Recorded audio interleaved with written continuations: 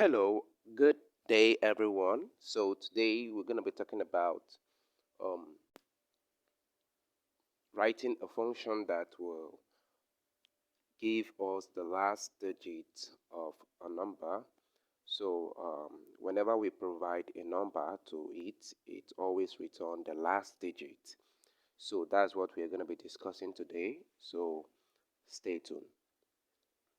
Without wasting much time, we're going to go through some stuff. There are only three colors, 10 digits, and 7 notes.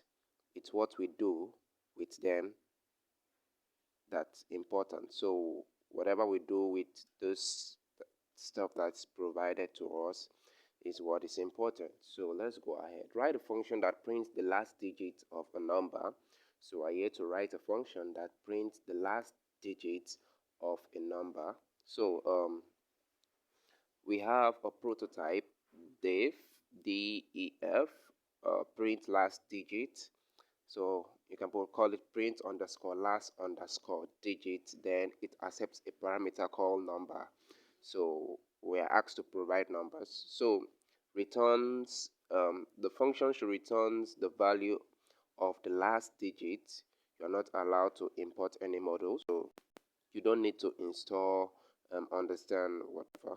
So we are going to go ahead and look at the sample here. So actually we have a 9 dash main file created, and whenever we cut that file on our terminal, this is what we're supposed to find inside it, which is this stuff here. So that's very important to take note of. Then after that we have the uh, running of the file. So we are going to execute that file, and when we execute that file, this is what we have, and this is what ought to be printed on the screen. Very important.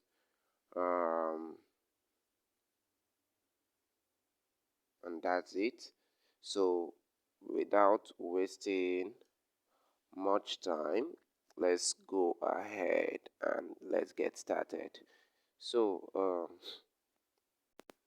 the very first thing is still in if else project. So as to copy the whole of this like that,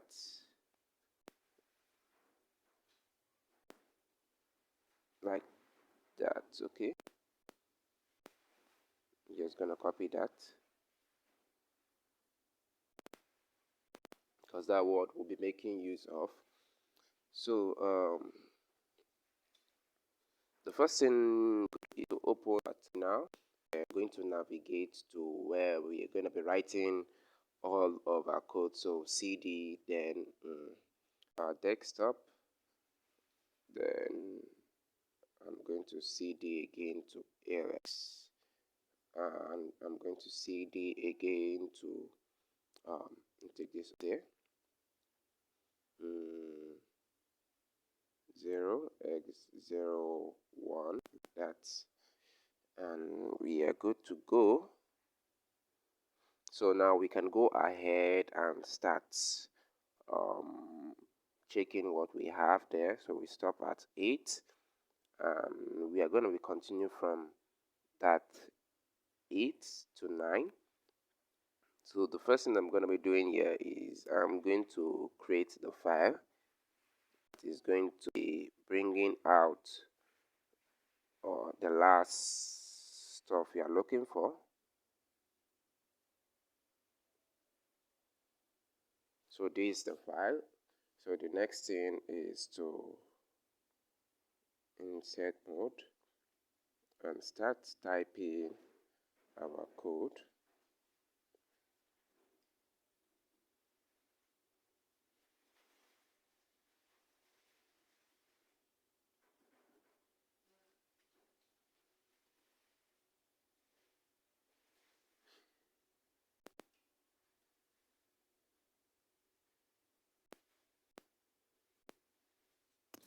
Okay,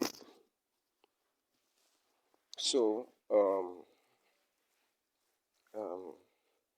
the name of the function is going to be print last digit. So I'm going to put def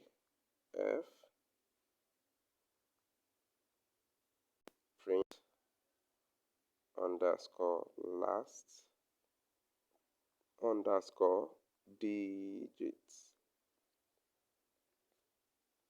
Then it's accepting a parameter called number, like that. So I'm going over to the next line.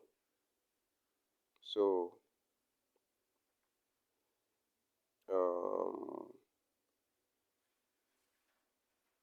we are going to write down what is going to happen with that parameter. So I'll just start and say you know that whenever I run it, it prints. So I'm just going to start with the print statement. So just like that. So printing the last digit. So the last digit will be the number. Will be the number. Then I told you whatever we model with number 10 always returns the last digit. And you notice that okay, let's see this. So we're told that it's going to return that, so also return that.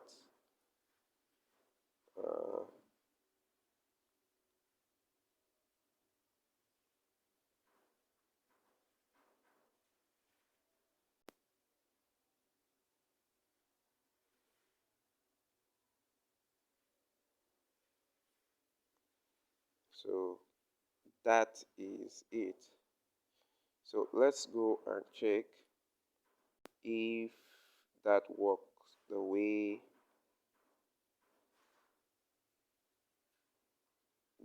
it ought to work. So I'm going to create a file called vi then 9 main.py, just like that. So I'm just going to go over.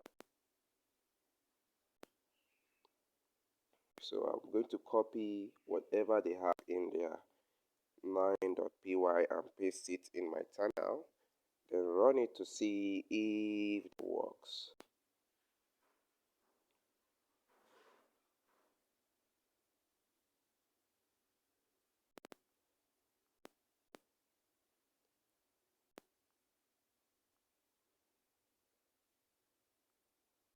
So yes, I'm just going to copy from this point to this point, like that.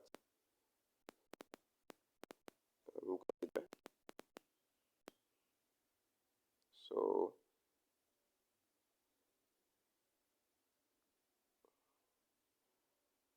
I'm going to go ahead and change the mode.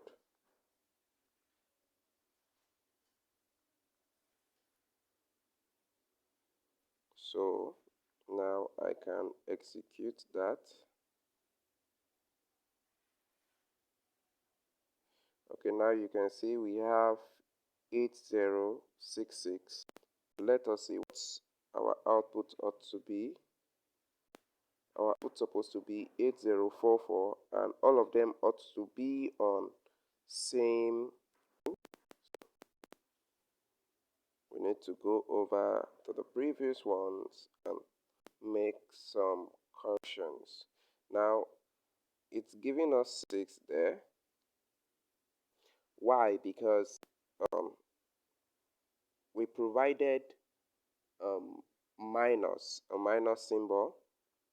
So the minus symbol need to be changed actually to a positive number. So if you can remember the function we make use of to convert every number to a positive number called ABS, like that. So I hope you remember. It is used to convert every negative number to a positive number. So I'll add it here too. ABS, just like that.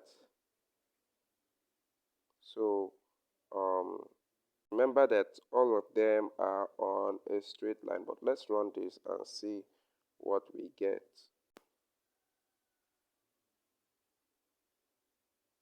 So we have 8044, so you can see 8044, but they are creating new lines whenever each runs, so we don't want a new line.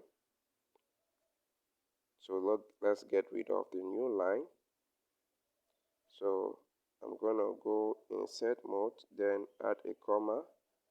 Then after adding a comma, then the next thing I'm gonna do is I'm going to put the EMD like that.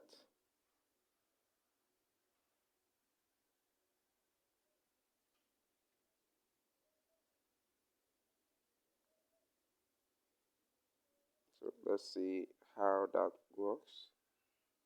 Okay, so we have 80 8044, so you can see that 8044. So you take a note that we return and we also print at the same time. So you can see at this other stage we return some stuff.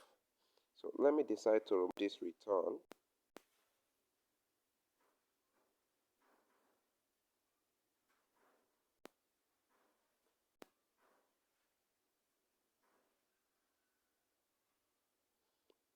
So let me remove that return and see what happens if we are going to have 24 printed. You can see, because I remove the return statement, the first one that's supposed to print out R ends up not printing out R, but look, out, it prints out none, because there is no return statement to return the value. Now if you look at the main code, if you look at our main code, you can see that the first one we did was calling the function, and actually it prints. The second one we did too was calling the function, and it also prints the last this thing. Now this time around we assign a value R to it. When we assign value to it, we then print the value of R instead of the function. So actually, based on the fact that it's a function we call, it also prints that this thing, but there is no return statement. So we now call it with a return statement in there. So actually it assumes that it does not know what R is, because R did not return anything. R was unable to return anything. It's just storing a function without returning anything. So that's why the return statement there is very important. It helps us to return a function that was imported from another string. So you can see the importance of adding a return there. So without the return, you see it returns what called none. So I hope you guys get the whole concept of using return, especially in our code. So I'm going to go back there and add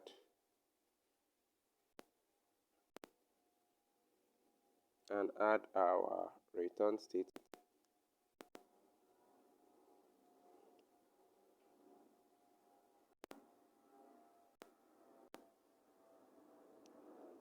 So let's go ahead and test our code, and you see we have the right output. So thanks for watching. Make sure you like and you subscribe for more videos like this one, and have a nice day.